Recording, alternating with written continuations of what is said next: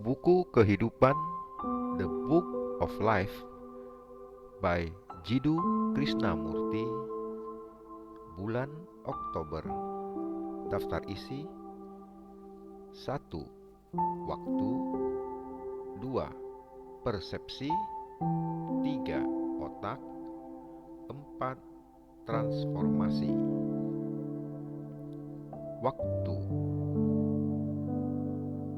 Waktu tidak memberikan pemecahan. Semua agama menyatakan bahwa diperlukan waktu, yakni waktu psikologis yang kita bicarakan.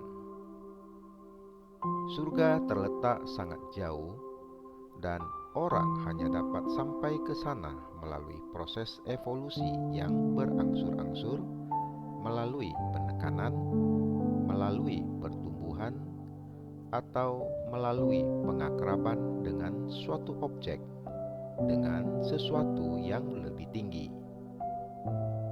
Pertanyaan kita adalah, apakah mungkin untuk bebas dari ketakutan secara langsung?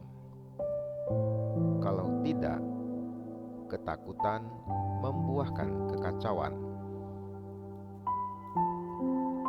Waktu psikologis selalu membuahkan kekacauan luar biasa dalam diri kita.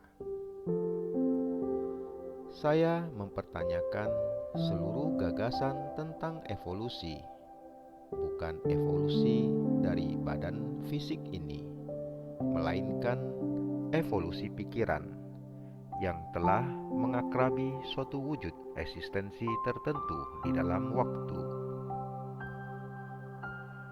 Otak jelas telah berkembang sampai kepada tingkatannya sekarang ini, dan ia mungkin masih akan berkembang lebih jauh, meluas lebih jauh.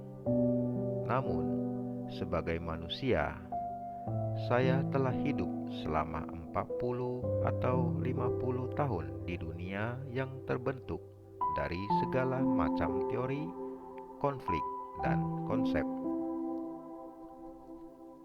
Dalam suatu masyarakat yang di situ kerakusan, iri hati, dan persaingan telah membuahkan perang. Saya adalah bagian dari semua itu. Bagi seorang yang bersedih hati, tidak ada artinya berpaling kepada waktu untuk mencari pemecahan. Dengan berevolusi perlahan-lahan selama 2 juta tahun mendatang sebagai manusia. Dalam keadaan kita sekarang, mungkinkah untuk bebas dari ketakutan dan dari waktu psikologis? Waktu fisikal tentu ada. Anda tidak bisa lepas dari itu. Masalahnya adalah, dapatkah waktu psikologis menghasilkan bukan saja ketertiban dalam individu, melainkan juga ketertiban sosial? Kita adalah bagian dari masyarakat. Kita tidak terpisah. Jika terdapat ketertiban dalam diri seorang manusia, mau tidak mau akan terdapat pula ketertiban sosial secara lahiriah.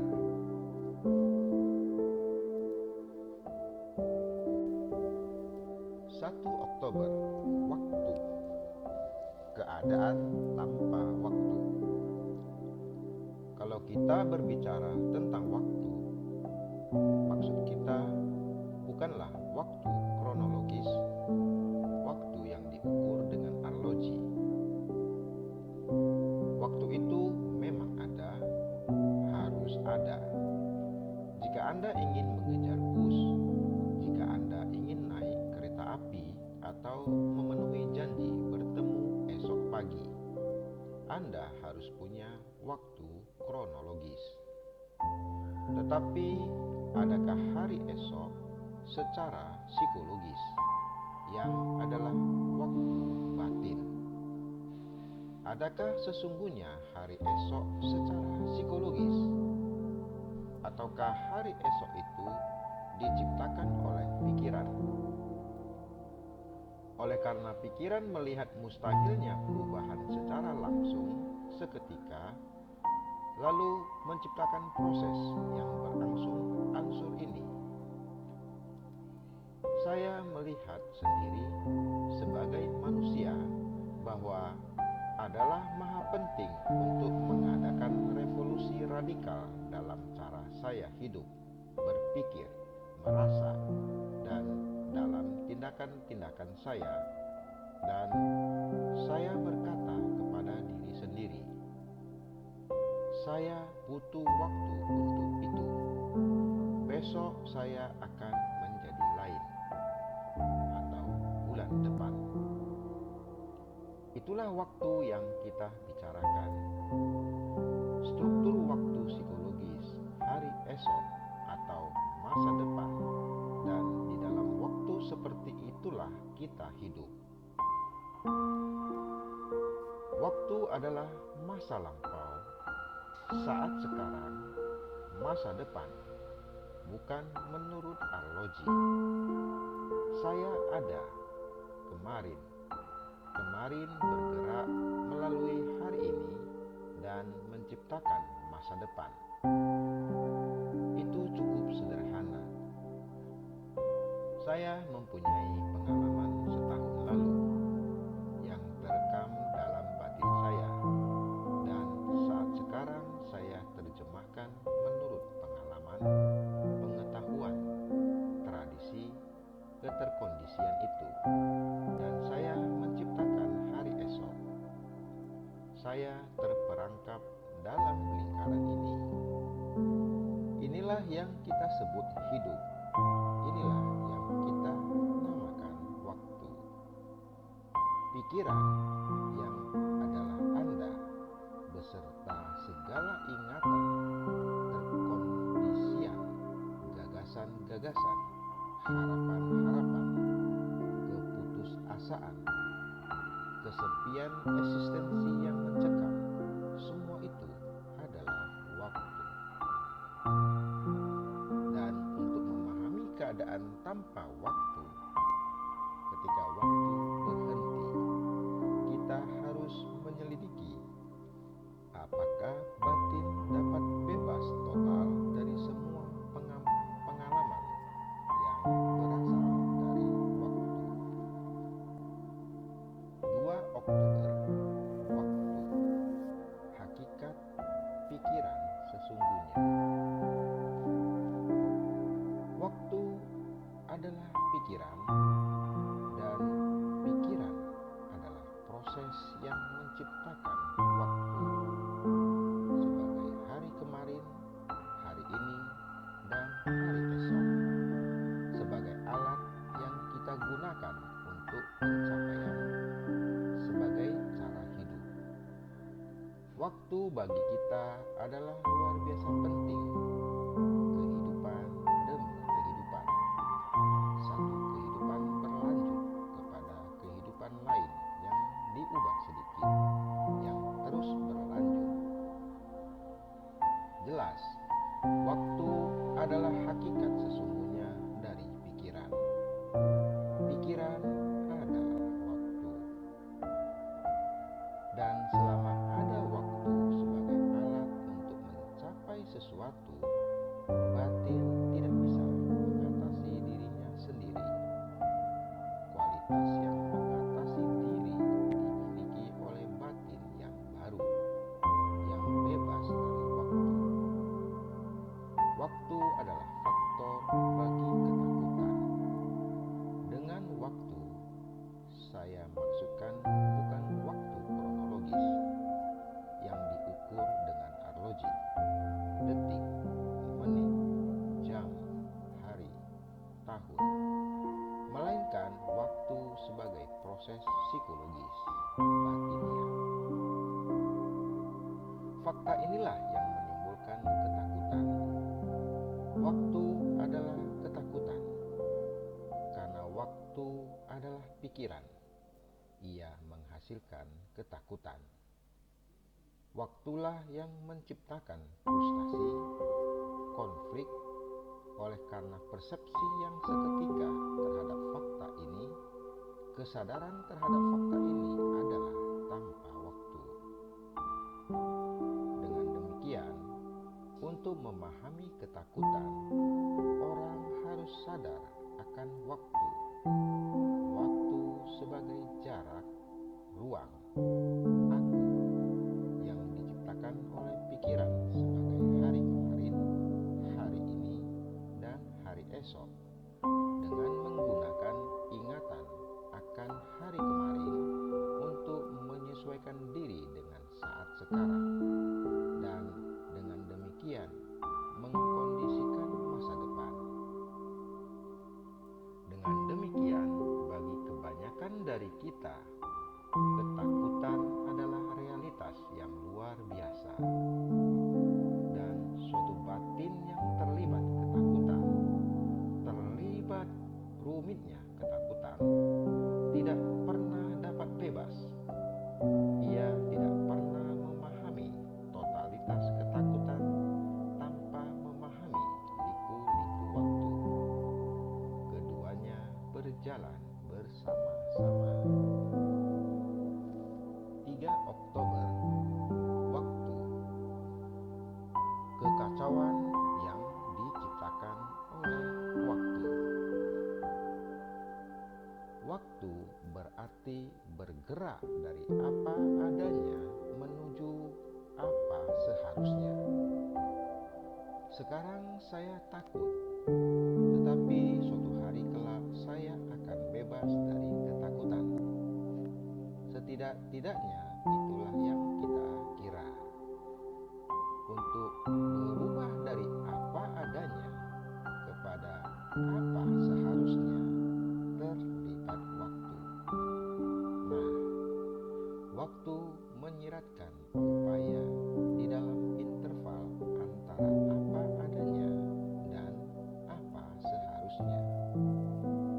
Saya tidak suka ketakutan, dan saya akan berupaya untuk memahami, menganalisis, membedah, atau saya akan menemukan akar permasalahannya, atau saya akan melepaskan diri secara total dari ketakutan. Semua ini menyiratkan daya upaya, dan daya upaya itulah yang kita kenal sehari-hari. Kita selalu berada dalam konflik antara apa adanya dan apa seharusnya. Apa seharusnya adalah suatu gagasan, dan gagasan itu fiktif. Itu bukan apa adanya diri saya sekarang, yang adalah faktanya. Dan apa adanya diri saya sekarang hanya dapat berubah apabila saya memahami kekacauan yang diciptakan oleh waktu.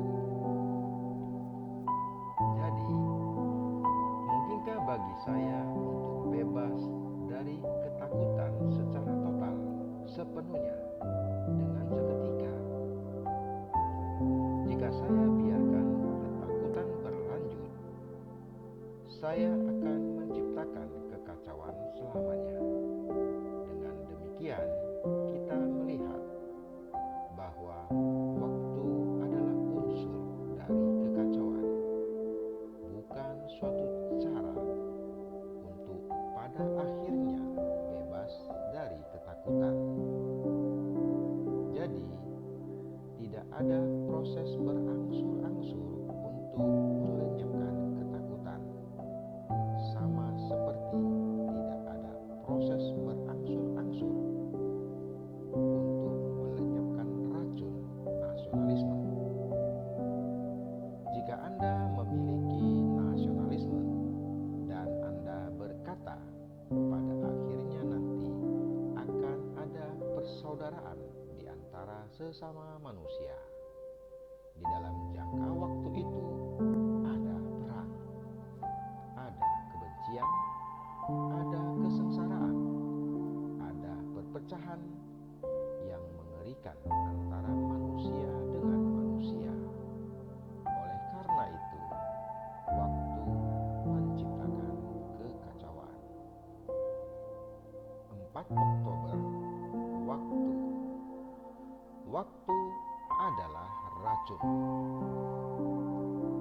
kamar mandi Anda ada sebuah botol berlabel racun, dan Anda tahu itu racun. Anda berhati-hati sekali memegang botol itu, bahkan di dalam gelap. Anda selalu mengawasi botol itu. Anda tidak bertanya, bagaimana saya harus menghindarkan diri? Bagaimana saya harus mengawasi botol itu? Anda tahu itu racun, sehingga Anda mengamatinya dengan teliti. Waktu adalah racun. Waktu menciptakan kekacauan. Jika ini merupakan fakta bagi Anda, lalu Anda dapat memahami bagaimana untuk bebas dari ketakutan dengan seketika. Tetapi jika Anda masih melihat waktu sebagai cara untuk membebaskan diri, maka tidak ada komunikasi antara Anda dan saya. Coba lihat, ada lagi yang jauh lebih mendalam. Mungkin ada suatu jenis waktu yang sama sekali lain.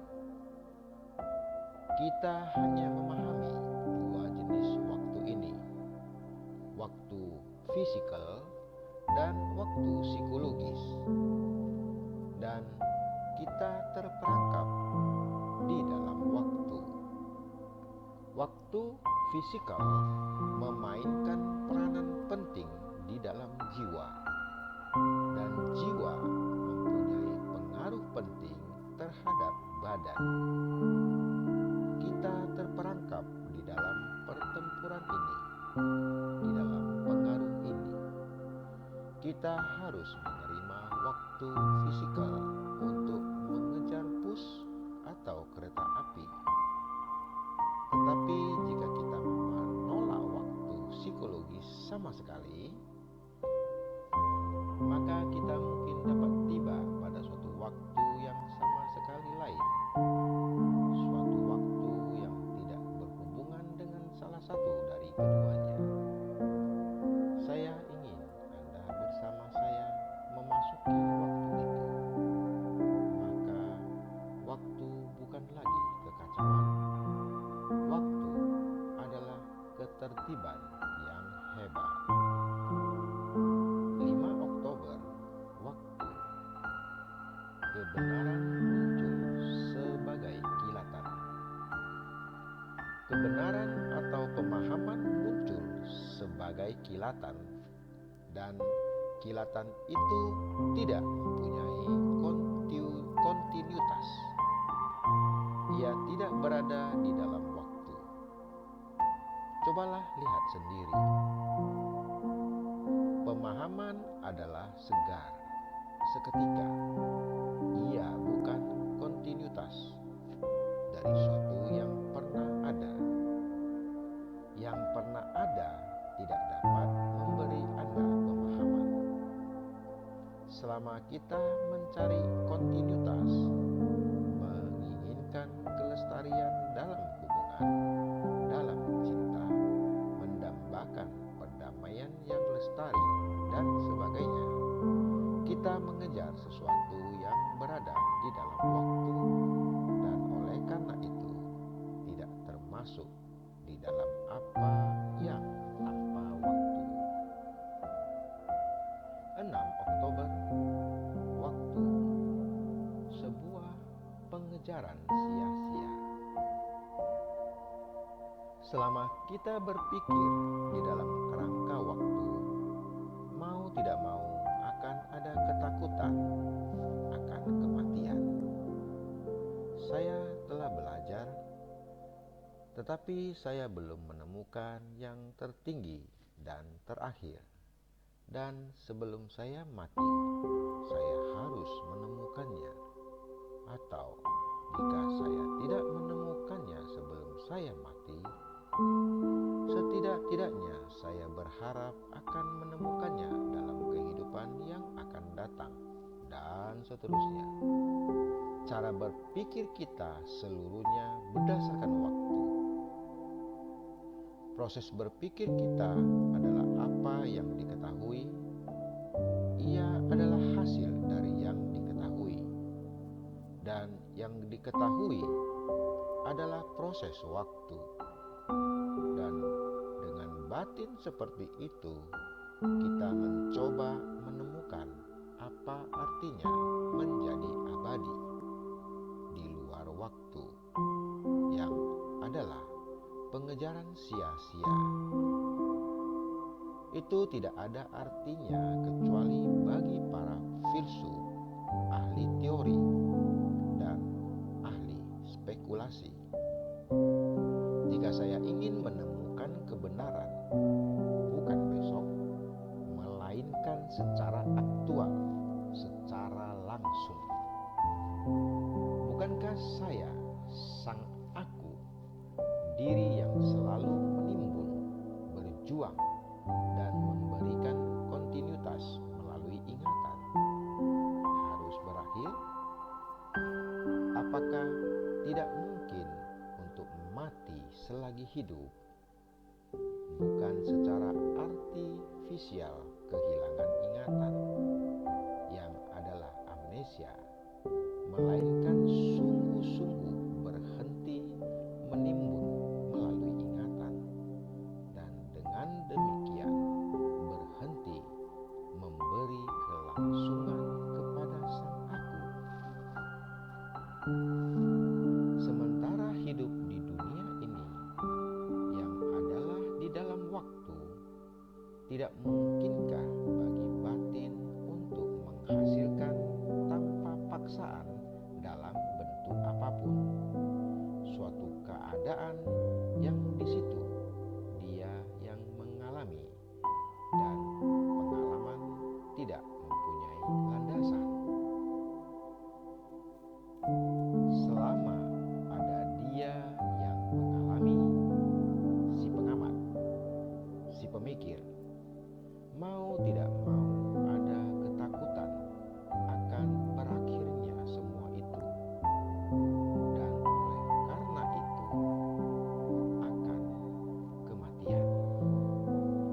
Jadi, jika mungkin bagi batin untuk mengetahui semua itu, untuk sadar sepenuhnya tentang itu, alih-alih sekedar berkata, "Ya, itu sederhana sekali." Jika batin dapat menyadari proses kesadaran secara total, melihat makna seluruhnya dari kontinuitas dan waktu, dan kesia-siaan pencarian melalui waktu untuk menemukan apa yang di luar waktu, jika batin dapat menyadari semua itu, maka mungkin ada suatu kematian yang sesungguhnya adalah kreativitas yang sepenuhnya di luar waktu. 7 Oktober, persepsi. Persepsi itu bertindak.